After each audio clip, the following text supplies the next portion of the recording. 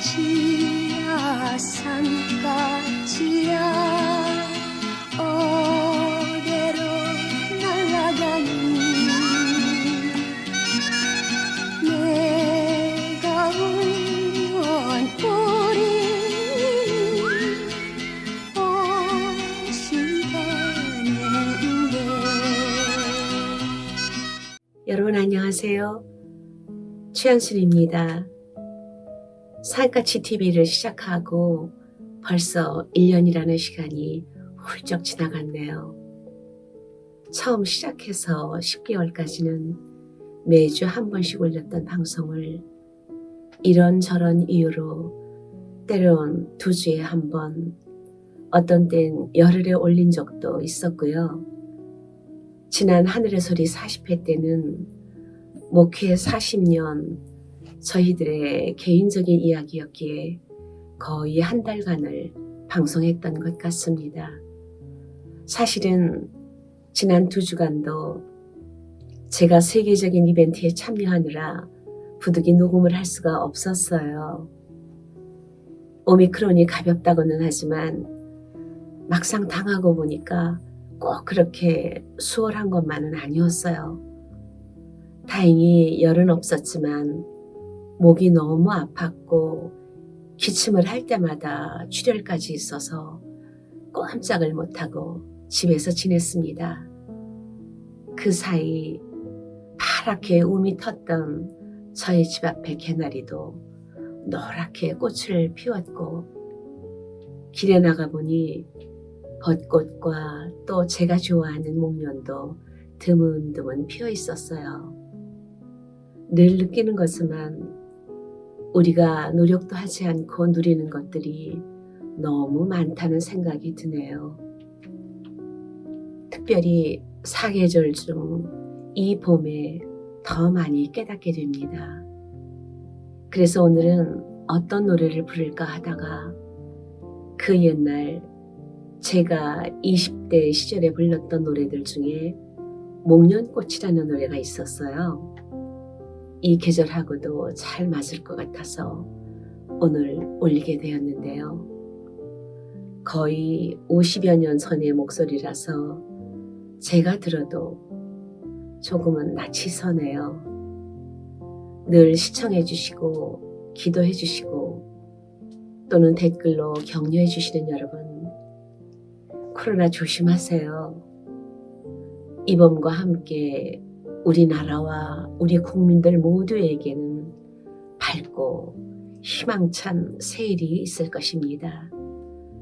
다시 한번 감사드리며 24살에 불렀던 목련꽃을 그때 그 목소리로 올려봅니다.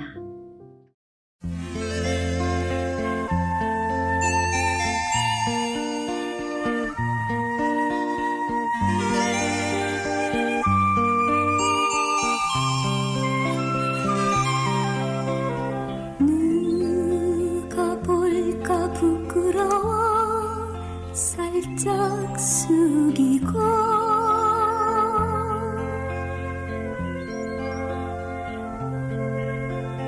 하얀 이마로 많은 눈꽃송이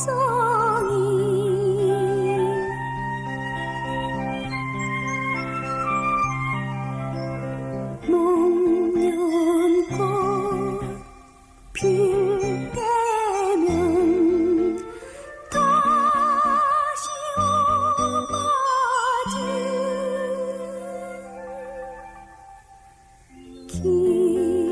기다리는 그님을 소식이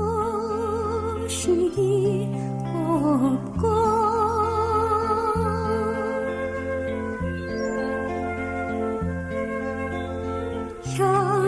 향기로운 꽃내음만 가슴 넘치네.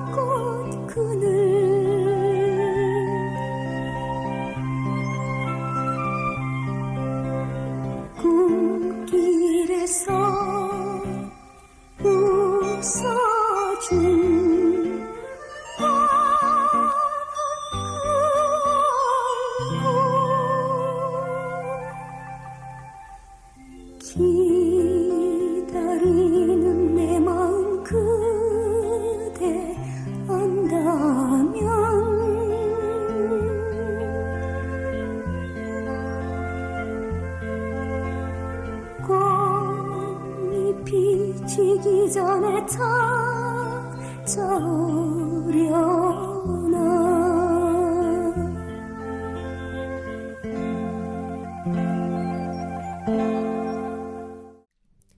힘이 되는 좋은 글. 윤병화님이 리포스팅해서 올린 글을 오늘은 최 목사님과 함께 낭독체로 바꿔 읽어드립니다. 길거리의 철학자. 조금 길지만 도움이 될 수 있어서 옮겨왔어요.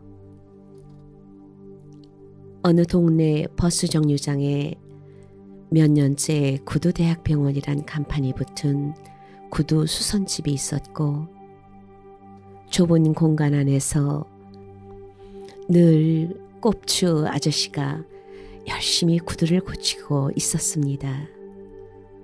그런데 어느 날 이제 막 30을 넘긴 종식이란 청년이 처음 이 구두병원에 들른 건 대학을 졸업하고 사회생활을 시작하던 무렵이었어요.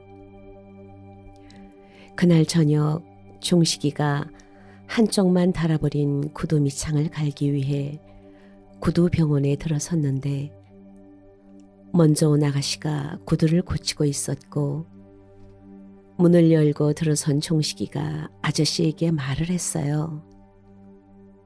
아저씨, 이 구두 밑창 좀 갈아주세요. 네, 그러죠. 좀 앉으세요. 자리에 앉자마자 종식이가 다급한 목소리로 물었어요. 시간이 얼마나 걸리죠? 수선비는 또 얼만가요? 37분쯤 걸리고 요금은 7,000원이에요. 지금이 7시 13분이니까 정확히 7시 50분에 끝나겠네요. 종식이가 조금 놀랐어요. 30분도 아니고 40분도 아닌 37분이라니. 예? 37분이라고요? 왜요? 못 믿겠어요? 아니요. 그런 게 아니라. 제가 구두를 고친 게 벌써 20년이 넘었어요. 척하면 삼천리죠. 알았어요. 종식이는 먼저 온 아가씨 옆에 앉아 아저씨가 일하는 모습을 지켜보았습니다. 계속 지켜보니 신기한 것이 한두 가지가 아니었어요. 우선 아저씨는 구두 고치는 모든 기계를 꼽추의 몸인 불편한 자기 몸에 맞춰서 다 개조해서 쓰고 있었어요. 구두 뒤축을 가는 회전숫돌은 왼쪽 발 앞에 있는 페달을 밟으면 나오게 되어 있었고요. 못을 박을 때 필요한 쇠 받침대는 오른쪽 페달을 밟으면 몸 앞으로 나오게 되어 있었어요. 머리 위에도 끈이 여러 개 달려 있어서 어떤 끈을 잡아당기면 사포질하는 빼빠가 내려오고, 어떤 끈을 잡아당기면 접착제가 담긴 통이 내려오질 않나, 어떤 끈을 잡아당기면 벤치가 내려오게 되어 있었어요. 종식이가 물었죠.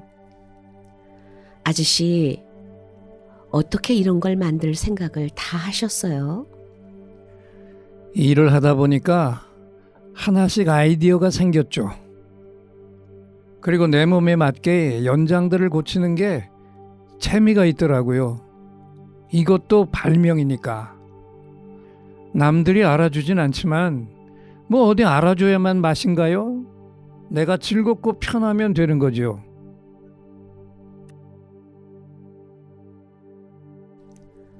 종식이가 순간 멈칫했어요. 공부도 많이 한 것 같지 않은 아저씨가 하는 말 한마디 한마디에 무언가 철학적인 의미가 담겨 있었으니까요. 아저씨가 계속 말을 했어요. 내가 편하고 즐거워야 손님들도 즐거워하지요. 그 말을 들으며 종식이는 자신의 모습을 떠올려 봤어요. 대학을 졸업한 후 어렵게 들어간 첫 직장은 조그만 여행사였고, 그리고 그 일에 만족을 했어요. 그렇지만 명문대학을 나온 것도 아니고 변변한 자격증 하나도 없어서 취직하기가 여간 어렵지 않았습니다. 대학 졸업반 때 열심히 입사 원서를 냈지만 번번이 서류 심사에서 떨어졌는데, 이때부터 세상에 대한 불만을 늘 가슴에 품고 살았습니다. 월급도 별로 많지 않았는데 언제나 귀찮은 일이 산더미처럼 쌓여 있었어요. 매일매일 수없이 쏟아지는 짜증나는 문의 전화에다 끝도 없는 서류 처리에 출발 하루 전 여행을 취소하는 사람들과 남의 여권 수백 장을 들고 대사관 앞에 줄을 서야 할 그때 느껴지는 자괴감에다가 여기에 서로에 대한 배려가 전혀 없는 동료들까지, 이런 것들을 떠올리며 종식이는 한숨이 절로 나왔습니다. 그런데요, 구두닦이 아저씨에겐 또 다른 신기한 점들이 많았습니다. 아저씨는 일을 하면서도 계속 클래식 음악을 틀어놓고 흥얼거렸고, 가끔씩 눈을 지그시 감기도 했고 머리를 지휘자처럼 흔들기도 했어요. 구두 닦는 아저씨와 모차르트, 도무지 어울리지 않는 모습이었죠. 클래식 좋아하세요? 왜? 내가 클래식을 들으니까 이상해요? 당황한 종식이가 얼버무렸습니다. 저도 좋아하거든요. 그때 아저씨가 말한 풍자적인 대답이 걸작이었습니다. 클래식은 가사가 없어서 좋아요. 가사가 있는 노래를 들으면 자꾸 옛 사연도 떠오르고 노래 가사가 다 내 얘기 같아요. 그런데 클래식은 가사가 없으니까 온전히 그 곡만 음미할 수 있잖아요. 종식이가 고개를 끄덕였어요. 그건 그렇네요. 그리고 나서 보니 아저씨의 왼편에 시집 한 권이 펼쳐진 채 놓여 있었어요. 시도 읽으시네요. 눈이 동그래서 자꾸 물어보자 아저씨는 마치 동생에게 이야기하듯 말을 슬슬 낮추기 시작했어요. 시도 좋아하지. 소설은 한 가지를 이야기하려고 너무 많은 말을 해. 결국 그 한마디 메시지를 위해 사람도 죽이고 헤어지기도 만들고. 하지만 시는 단 한마디로 많은 걸 전해주잖아. 이쯤 되자 종식이는 마치 스승 한 분과 이야기를 하는 듯한 느낌을 받았고 물어보고 싶은 게 아주 많아졌습니다. 돈은 많이 버세요? 왜? 자네도 이거 해보려고 그러나? 근데 이것도 기업이야. 구두 잘 닦고 친절하게 손님을 대하면 돈을 벌고, 구두를 잘못 닦고 불친절하면 돈은 못 버는 거지. 누구나 아는 얘기였지만 뭔가 가슴에 와 닿는 게 있었습니다. 사실 종식이는 한 번도 여행사 일을 자기 일이라고 생각한 적이 없었거든요. 친절하게 전화를 받지도 않았고 한 번 더 전화를 하고 한 번 더 뛰면 더 좋은 결과를 얻을 수도 있었지만 그렇게 하질 않았습니다. 낮에는 대충 일하고 오히려 밤늦게 소주잔을 기울이며 회사나 상사를 욕하는데 더 열심이었어요. 오전 9시인 출근 시간에 맞춰 출근하는 게 한 달에 2~3번밖에 안 됐고 출장비 내역은 늘 부풀려서 올렸죠. 생각을 멈춘 종식이가 다시 말을 꺼냈습니다. 그러면 아저씨는 행복하세요? 아, 행복이라? 글쎄, 늘 행복하면 재미없지 않나? 근데 살다 보면 행복이나 불행은 교대로 찾아오더라고. 그걸 누가 모르나요? 알기만 하면 안 되고 그걸 깨달아야지. 그러면 행복이 왔다고 해서 또 불행이 찾아왔다고 해서 크게 흔들 일이 없어. 그리고 답은 뻔한 거 아니야? 잠깐 불행하다고 영원히 불행할 거라고 비관하지 않고, 잠깐 행복하다고 영원히 행복할 거라고 착각하지 않고 살면 되는 게지. 비관하거나 착각을 하면 나만 괴로운 거야. 안 그래? 그럼 아저씨는 세상이 공평하다고 생각하세요? 공평하다고 생각하는 사람에겐 공평하고, 그렇지 않다고 생각하는 사람에겐 불공평한 거겠지. 에이, 그런 말이 어디 있어요? 아, 생각해 보게. 내가 이미 세상이 불공평하다고 생각을 하고 있는데 공평할 수 있겠어?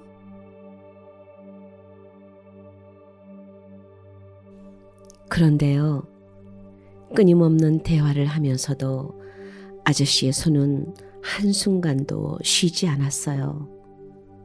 먼지를 털어내고 낡은 뒤축도 뜯어내고 빼빠지를 한 다음에 새로 붙일 밑창에 접착제를 바르고 불에 달구는 모든 과정이 아저씨의 구두약이 묻은 손으로 차근차근 한치의 오차 없이 진행되고 있었습니다.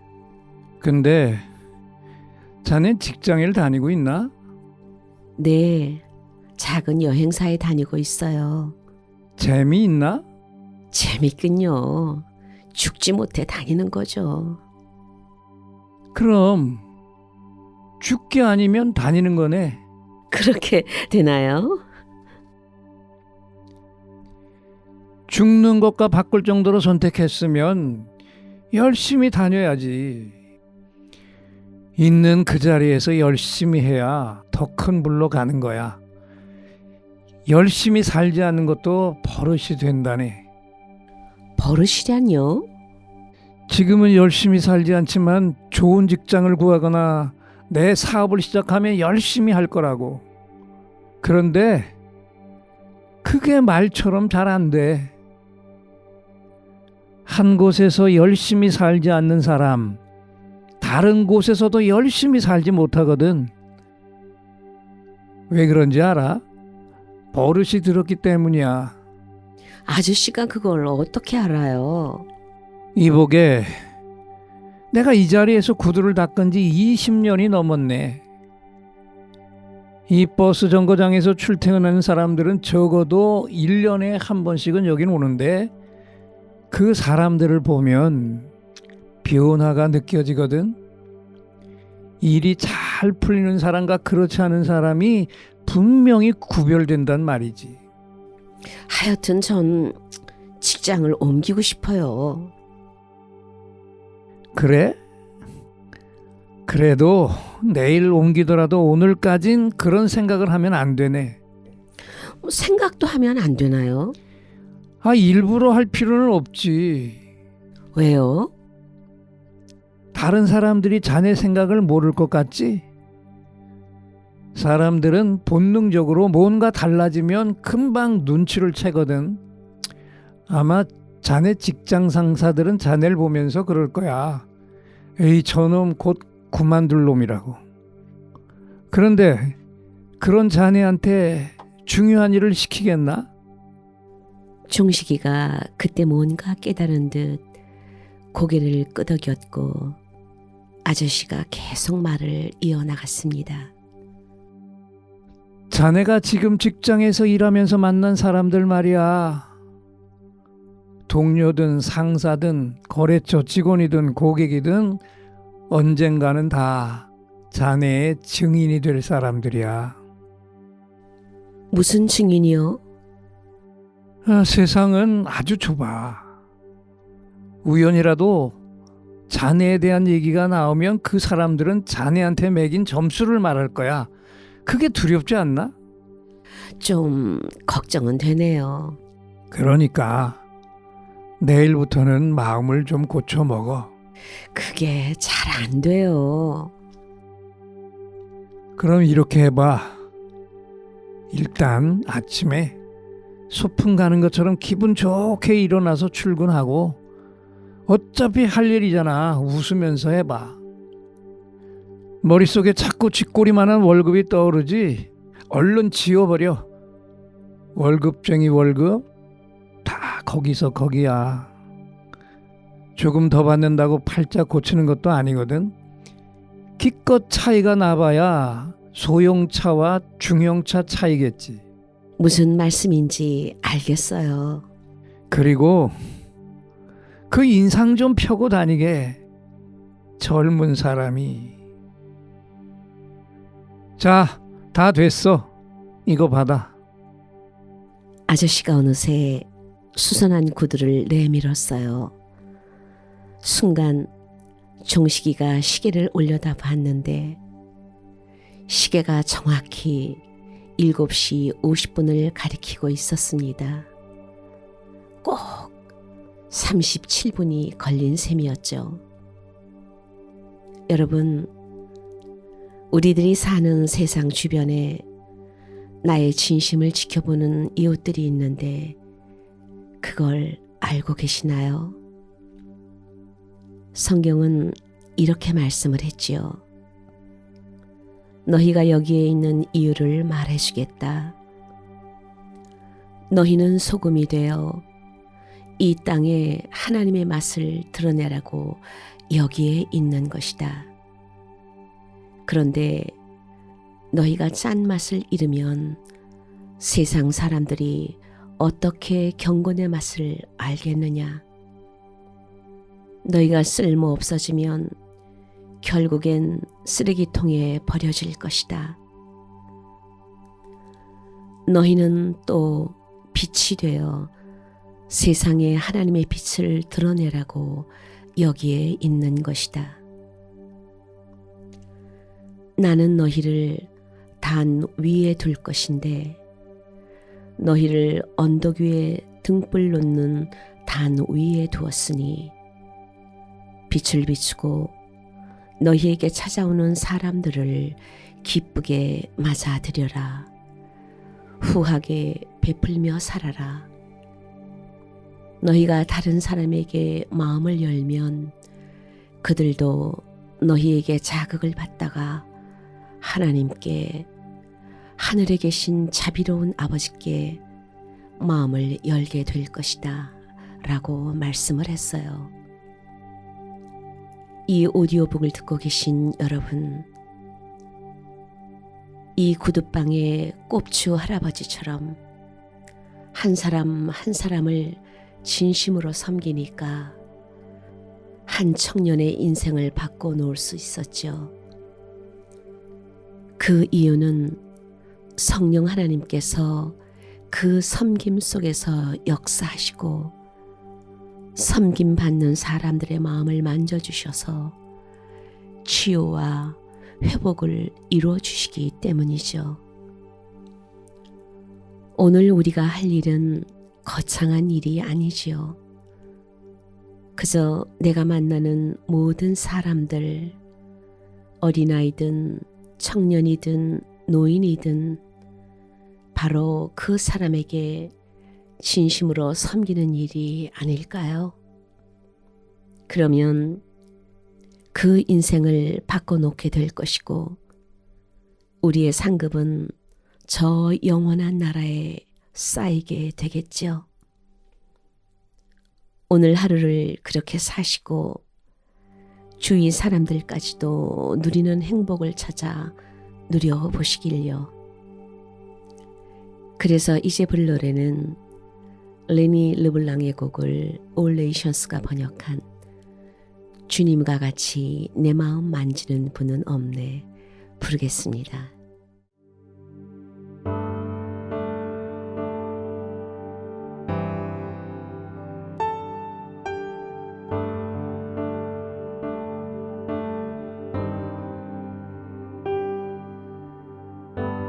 주님과 같이 내 마음 만지는 분은 없네. 오랜 세월 찾아 난 알았네. 내겐 주밖에 없네. 주님과 같이 내 마음 만지는 분은 없네. 오랜 세월 찾아 난 알았네. 내겐 주밖에 없네. 주잡이 강같이 흐르고 주 손길 치료하네. 고통받는 자녀 품으시니 주밖에 없네. 주님과 같이 내 마음 만지는 분은 없네. 오랜 세월 찾아 난 알았네.